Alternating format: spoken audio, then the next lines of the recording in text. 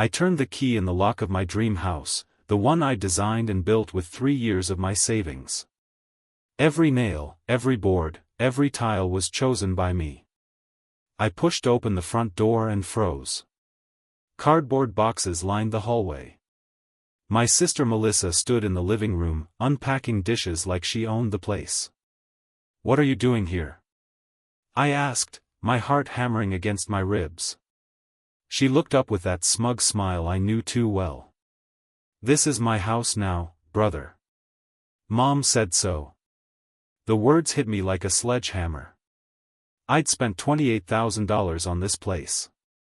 Every weekend for 2 years, I'd hammered, painted, and sweated to make it perfect. The mortgage was in my name.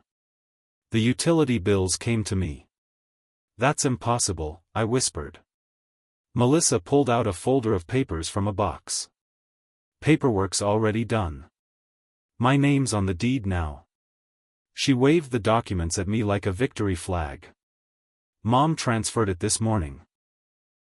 I stormed to Mom's house, my hands shaking with rage and confusion. She was watering her garden when I pulled up, acting like nothing had happened. "Mom, what did you do?" I demanded, my voice cracking. She didn't even look up from her petunias. "I transferred the house to Melissa. She deserves it more than you do." The cold tone in her voice made my blood freeze. This was the woman who'd raised me, who'd kissed my scraped knees and cheered at my graduation. I built that house with my own money. I designed every room. Melissa has children to think about. You're single. You don't need all that space. Mom finally looked at me, her eyes hard as stones. Besides, you've always been selfish. It's time someone else got what they deserved. I searched her face for any hint of the mother I'd known, but found only a stranger wearing her skin. Behind her, Dad sat on the porch swing, silent as a grave. His eyes met mine for a second before he looked away. He knew. He'd known this was coming. The next day, my phone buzzed with messages from family members. They'd all heard the news, and none of them were on my side. "You should be happy for Melissa," my aunt texted. "Stop being so selfish." My cousin called me ungrateful. "Your mom gave you everything growing up. The least you can do is share." Even my brother sided with them. "Dude, it's just a house. You can build another one. Just a house." 3 years of my life was just a house to them. The place where I'd planned to propose to my girlfriend Deborah. The home where I'd dreamed of raising my own children someday. Melissa posted pictures on social media, showing off her new house to friends. The comments poured in with congratulations. Nobody asked how she'd suddenly afforded a house on her waitress salary. Nobody questioned why the previous owner's belongings were still scattered around.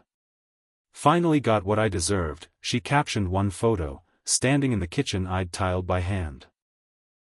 I stared at the screen until my eyes burned. If they wanted to paint me as the villain, fine. If they wanted a war, they'd get one. I drove back to the house that evening, hoping this was all some cruel joke. Maybe I could reason with Melissa, make her understand what this place meant to me. I tried my key in the lock. It didn't turn. My stomach dropped as I realized what had happened. She'd already changed the locks. I knocked on the door, trying to keep my voice steady. "Melissa, I need to get my things."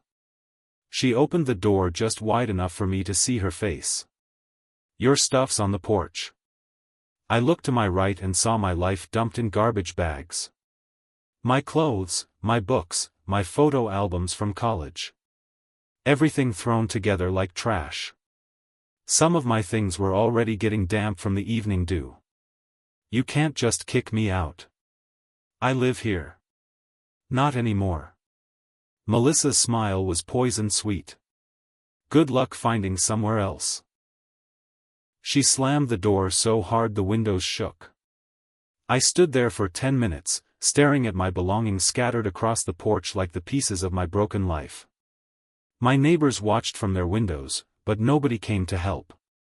I ended up at my friend Moore's apartment, sleeping on his couch with my life stuffed into trash bags. The humiliation burned worse than the anger. I was 32 years old, crashing at a friend's place because my own family had stolen my home. That first night, I couldn't sleep. Every time I closed my eyes, I saw Melissa's smug face. I saw Mom's cold stare. I felt the shock of that key not turning in my own front door. Moore found me staring at the ceiling at 3 in the morning. "You okay, man?" "They just took it," I whispered. 3 years of my life, and they just took it.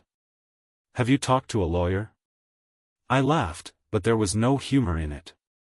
"With what money?" "I put everything into that house." Moore sat down in his recliner, studying my face. "Do you want to get even?" The question hung in the air between us. Part of me wanted to say no, to be the bigger person, to walk away with my dignity intact. But a bigger part of me, the part that had been humiliated and betrayed, whispered yes. "What do you mean?" "I mean, do you want to fight back?" Moore made coffee while I sat at his kitchen table, feeling lost. He'd been my roommate in college and knew me better than anyone. "Look," he said, sliding a mug toward me. "The house is legally yours. You built it, you paid for it.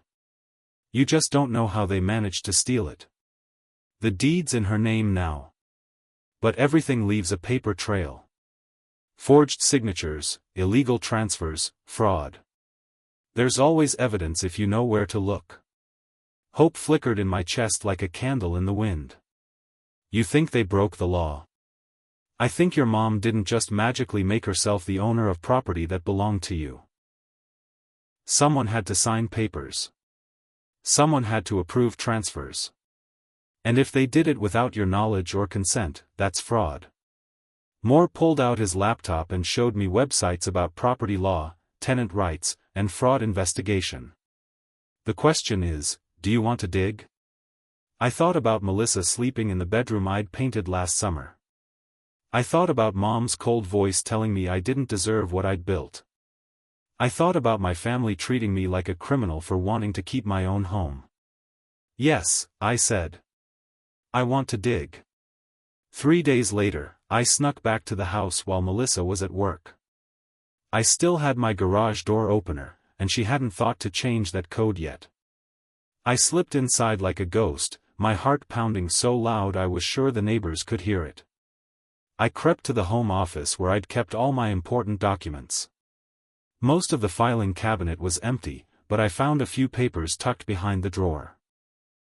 Property tax records, utility transfers, and copies of contracts I'd signed. Then I heard voices from the living room. Melissa and Mom were back early. "I can't believe how easy it was," Melissa was saying. "He signed those fake loan papers without even reading them." My blood turned to ice. I pressed myself against the office wall, barely breathing. "Good thing your father kept his mouth shut," Mom replied. Though I could see the guilt eating at him. The little golden boy finally got what was coming to him. He always thought he was so much better than the rest of us. They were laughing. Actually laughing about how they'd tricked me. I pulled out my phone and started recording, my hands shaking with rage and adrenaline. "Think he'll figure it out?" Melissa asked. "He's too trusting. Always has been. Besides, who's going to believe him now?" I took the recording to 3 different lawyers before I found one who would listen. Attorney Wilson was a small, tired-looking man with kind eyes and an office that smelled like old coffee. "This is definitely fraud," he said after listening to my recording. "But I have to warn you, family disputes like this get messy. It'll take time, and it won't be cheap."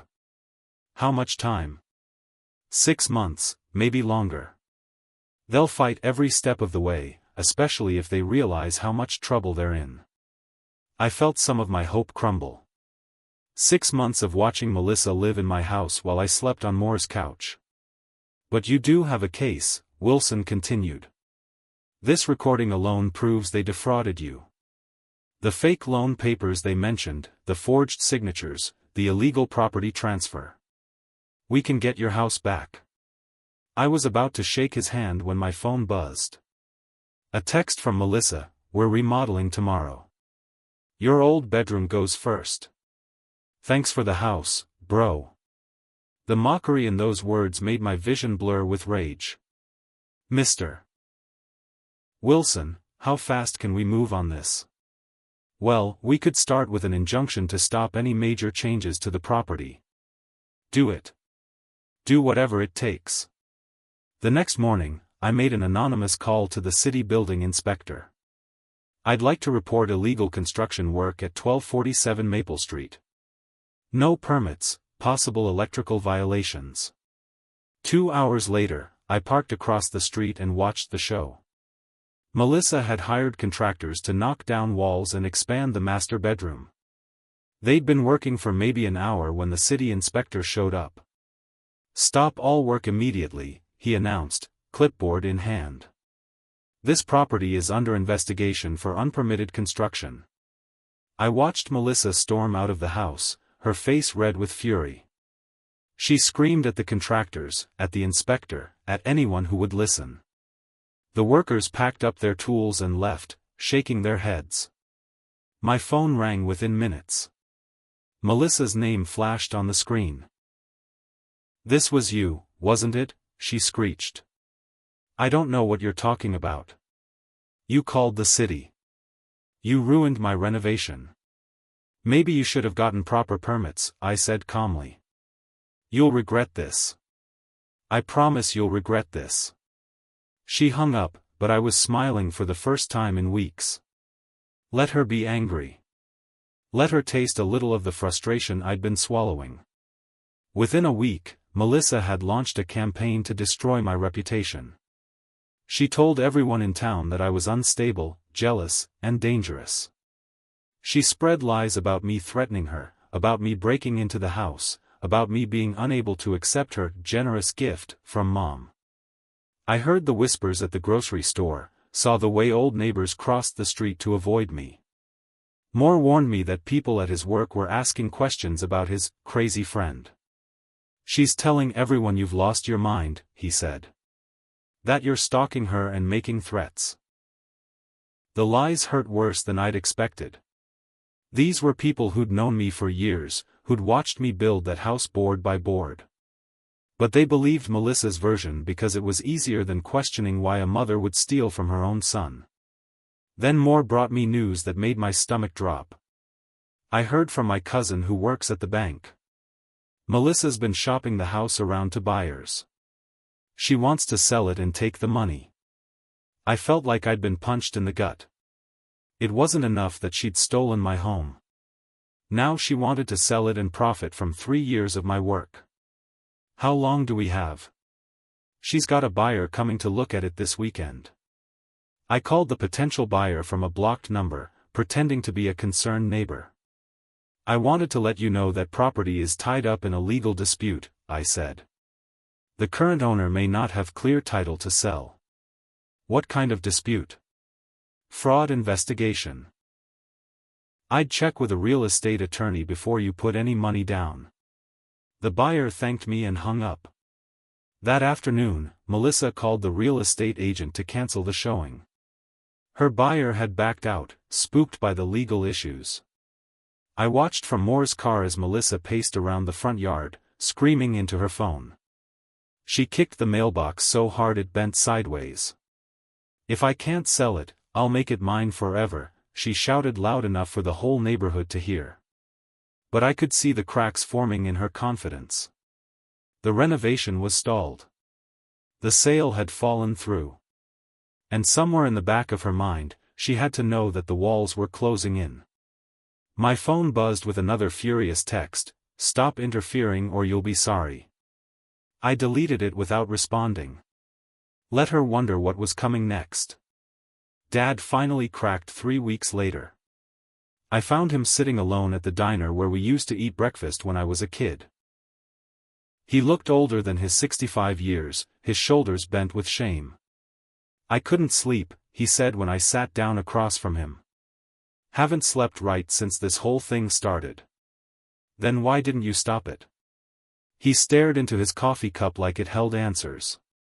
Your mother, she can be very convincing when she wants something.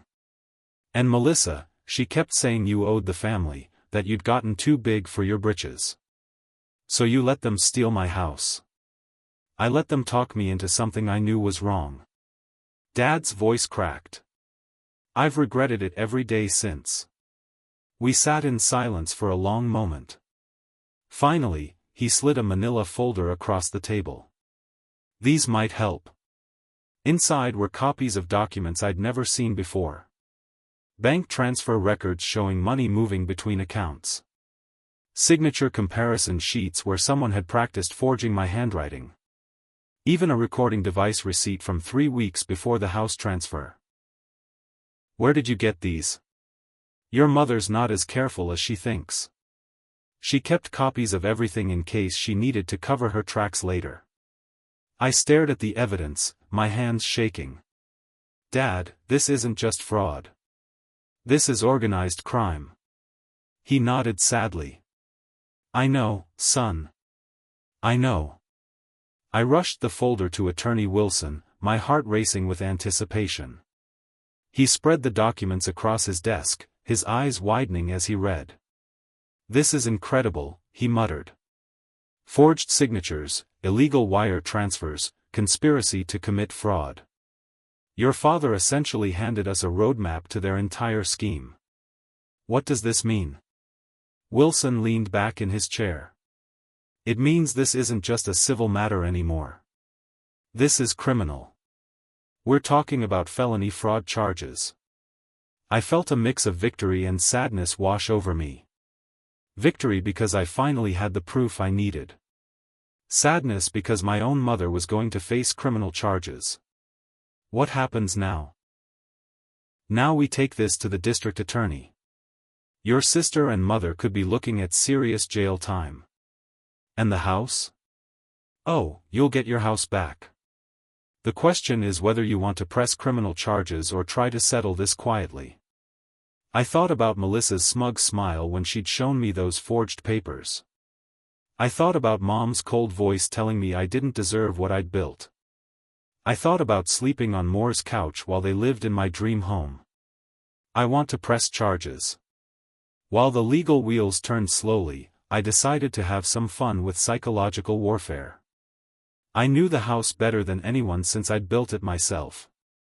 I knew about the loose floorboard in the hallway that creaked at 2 in the morning. I knew about the bathroom light that flickered when the washing machine was running. I started small.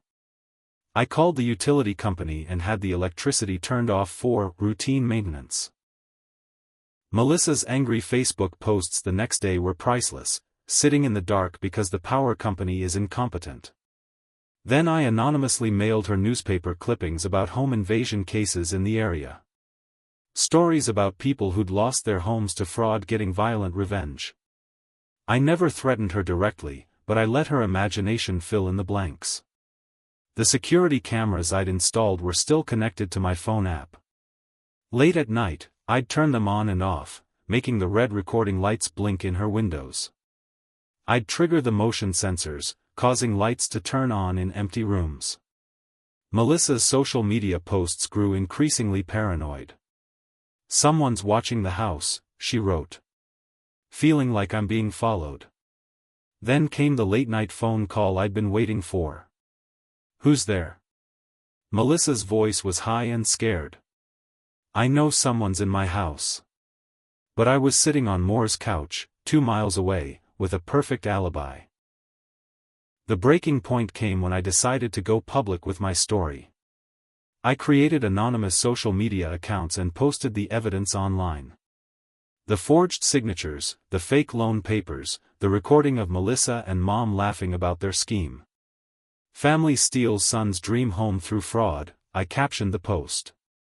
Mother and sister conspire to forge documents and steal property. The story went viral in our small town within hours. People shared it hundreds of times, adding their own outraged comments. Suddenly, Everyone knew the truth about how Melissa had really gotten her new house. The support was overwhelming. Neighbors who'd been cold to me for weeks started reaching out with apologies. The grocery store clerk who'd been rude gave me free coffee. Even strangers stopped me on the street to say they were rooting for me. But the real victory came when Mom ran into me at the bank 3 days later. She was furious, her face red with embarrassment and rage. "How dare you air our family business online," she shouted loud enough for everyone to hear. "It stopped being family business when you committed fraud," I replied calmly. "I did what was best for Melissa." "You did what was criminal," a voice said behind her. Mrs. Anderson, our old neighbor, was standing in line with a disgusted look on her face. "I can't believe you'd steal from your own son." Mom's face went white. She just admitted to the fraud in front of a dozen witnesses. A week later, Detective Terry called me at Moore's apartment. "We're ready to move forward with charges," he said. "Fraud in the first degree, conspiracy, forgery. Can you come in to give a formal statement?" The police station felt like a scene from a movie. I sat across from Detective Terry and District Attorney Walsh, telling my story while a court reporter took down every word. They had my evidence spread across the table like pieces of a puzzle. "We'll be arresting your mother and sister tomorrow morning," Terry explained. "The evidence is overwhelming." "What about my house?" "That's moving through civil court. Should be resolved within the month." I felt lighter than I had in months. Finally, someone with authority was taking this seriously.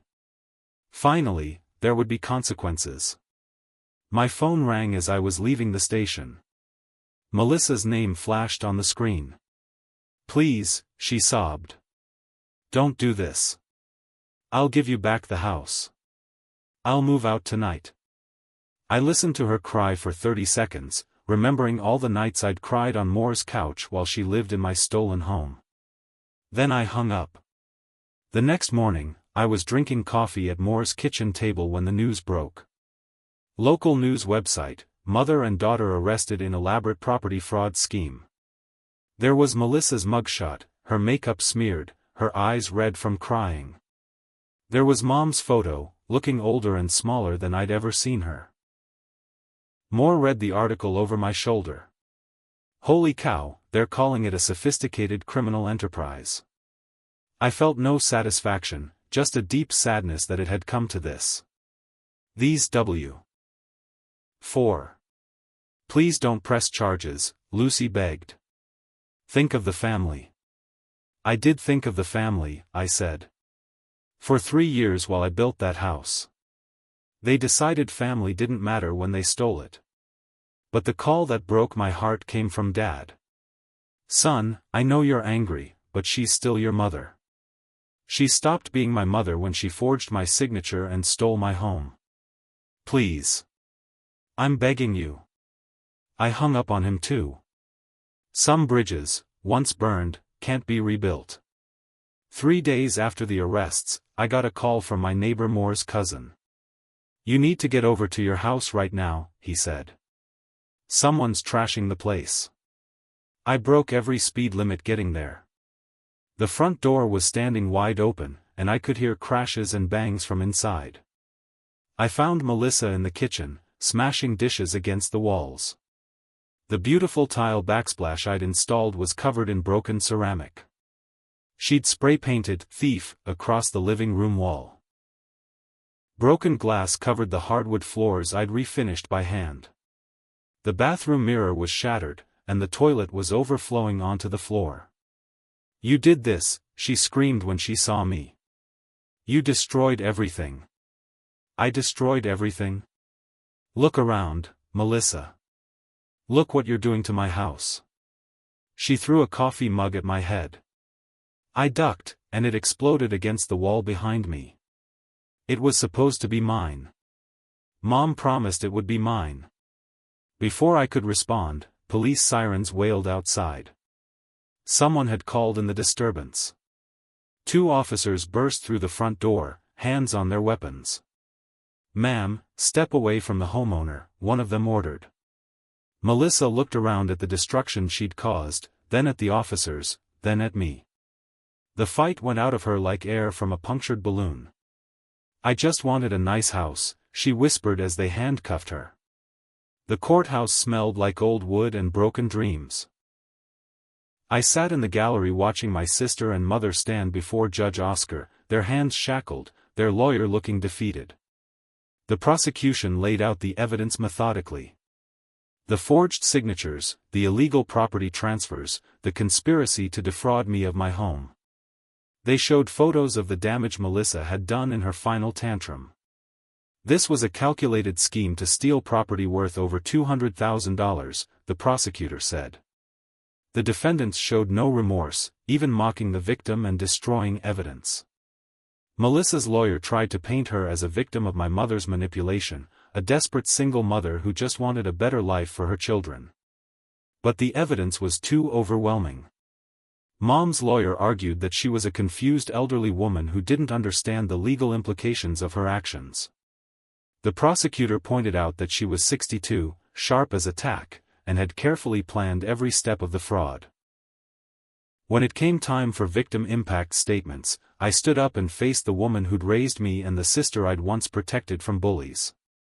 "You didn't just steal my house," I said. "You stole my faith in family. You stole my ability to trust the people who claimed to love me." The judge sentenced Mom to 18 months in prison and 3 years of probation. Melissa got 2 years because of the destruction of property and her prior record of bad checks. Most importantly, the judge ordered the immediate return of my house and all property illegally transferred. Walking back into my house after 4 months felt surreal. Dust covered everything like a gray blanket. The walls Melissa had spray-painted were still stained with her anger. Broken glass crunched under my feet in the kitchen. But it was mine again. The deed was back in my name. The locks had been changed again, this time by me. Moore helped me carry my belongings back inside from his apartment. "Feels good to be home?" he asked. I looked around at the damage, at the work that lay ahead of me, at the empty rooms that would need to be filled with new memories. "It feels like closure," I said. As Moore left, I started cleaning up the debris from Melissa's tantrum. Under a pile of broken dishes in the kitchen, I found something that made my blood run cold. A loose floorboard had been pried up, revealing a small hiding space I'd built years ago. Inside was an envelope with my mother's handwriting on it. My name, written in her careful script. My hands shook as I opened it. The letter was dated 3 months before the house theft, proving Mom had been planning this long before I'd suspected anything. "My dear son," it began, "by the time you read this, you'll understand why I had to take the house from you. You've always been too independent, too successful. It made the rest of us feel small." I sat on the dusty floor, reading words that cut deeper than any insult Melissa had screamed. Melissa deserves nice things too. She's struggled while you've thrived. But more than that, I resented watching you build something beautiful when I never could. I wanted to take it away from you the way life took opportunities away from me. The letter went on for 2 pages, detailing how she'd manipulated Dad, convinced Melissa to go along with the scheme, and planned to forge my signature. She'd used my love and trust against me, knowing I'd never suspect my own mother of such betrayal. "I know you'll never forgive me," the letter concluded. "But I want you to understand that this was never about the house. This was about making you feel as powerless as I've felt my whole life." I read it 3 times, each word burning itself into my memory. Mom hadn't just stolen my house. She'd used my sister as a weapon against me because she resented my success and independence. The next morning, I took the letter to Attorney Wilson. "Does this change anything?" He read it carefully, his face growing grim. "It proves premeditation and motive. This could add years to her sentence." Armed with the letter, I made one final move in this chess game. I had Attorney Wilson file to freeze all of Mom's bank accounts and assets, claiming they might contain proceeds from the fraud. The court agreed. Within hours, Mom's checking account, savings account, and retirement fund were all locked down pending investigation. She couldn't access a penny without court approval. I heard about the chaos through my cousin Laura, who still talked to me despite the family drama. "Your mom tried to pay for groceries yesterday and her card was declined," Laura said. "She called the bank screaming about some mistake." "It's not a mistake. She's calling everyone, asking for money. Says you've left her destitute." I felt a flicker of the old guilt, the programmed response to protect my mother. But then I remembered her letter, her confession that she'd stolen from me out of jealousy and resentment. "She has a lawyer and a public defender," I said. "She'll be fine." The final blow came when Mom tried one last manipulation. She sent Dad to my house with a message. "She says to tell you that you may have won the house, but you'll never have a family again." I looked at my father, this broken man who'd enabled his wife's crimes out of weakness and fear. "Dad, I never had a family. I had people who shared my DNA and used my love against me." The healing process was slower than I'd expected. Some wounds cut too deep for quick fixes. I had to learn to trust again, to believe that not everyone would smile at my face while plotting behind my back. Dad eventually came around, visiting once a week to help with repairs. He'd divorced Mom while she was in prison, finally finding the courage to stand up to her manipulation.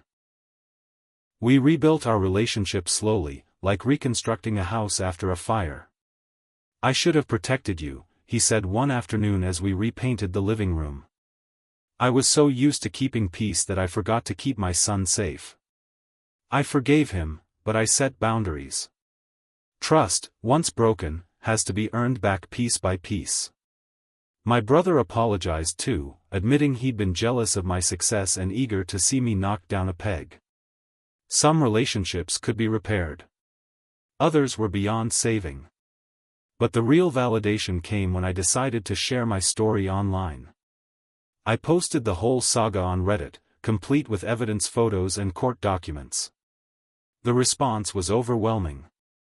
Thousands of people shared their own stories of family betrayal and theft. Messages poured in from strangers offering support and encouragement. My story struck a nerve because family manipulation is more common than people want to admit. "You did the right thing," one message read. "Family doesn't give anyone the right to steal from you." The story went viral beyond anything I'd expected. News outlets picked it up. Podcasters told my story. Someone even created a TikTok series about it that got millions of views. But the message that shocked me the most came through the prison system. Melissa had somehow gotten access to social media and sent me a desperate plea through a friend's account. "I can't sleep," she wrote. "Every night I lay in this cell thinking about what I did to you. The other inmates know my story now. They call me the house thief. I have nightmares about you standing in that door, seeing your broken heart when I showed you those papers." She begged for forgiveness, claiming she'd been manipulated by Mom, that she'd never wanted to hurt me. But I remembered her laughing about the fake loan papers. I remembered her spraying "thief" on my walls. I typed my response carefully. "Now you know how I felt when you stole my home." I didn't send anything else. Some apologies come too late to matter. Melissa was transferred to a different facility after other inmates made her life difficult. Prison has its own justice system, and thieves who steal from family rank low on the hierarchy. 2 years have passed since I walked back into my house. The walls are freshly painted. The broken tiles have been replaced. The hardwood floors shine like new again. Deborah and I got engaged last month. She stood by me through the entire ordeal, never wavering in her support. We're planning our wedding for next spring, here in the house I built with my own hands. Sometimes people ask if I regret pressing charges against my mother and sister. The answer is always no. They made their choices when they decided to steal from me. I made mine when I decided to fight back. Mom was released after serving 14 months. She lives in a small apartment across town, working part-time at a convenience store. We don't speak. She sent a card on my birthday, but I returned it unopened. Melissa gets out next year. I heard through Dad that she's taken classes in prison, learned some job skills. Maybe she'll be different when she gets out. Maybe prison taught her something about consequences and respect. But that's not my problem anymore. I've closed the door on that chapter of my life. Literally and figuratively. The house stands solid and strong, just like I built it. Justice was served, cold but complete. And every night when I lock my front door, turn off the lights, and head upstairs to bed, I sleep peacefully knowing that no one can ever take this home away from me again. Some battles are worth fighting, even when they cost you everything you thought you knew about family. Especially then. Thank you for joining me on this journey. If you like this story, please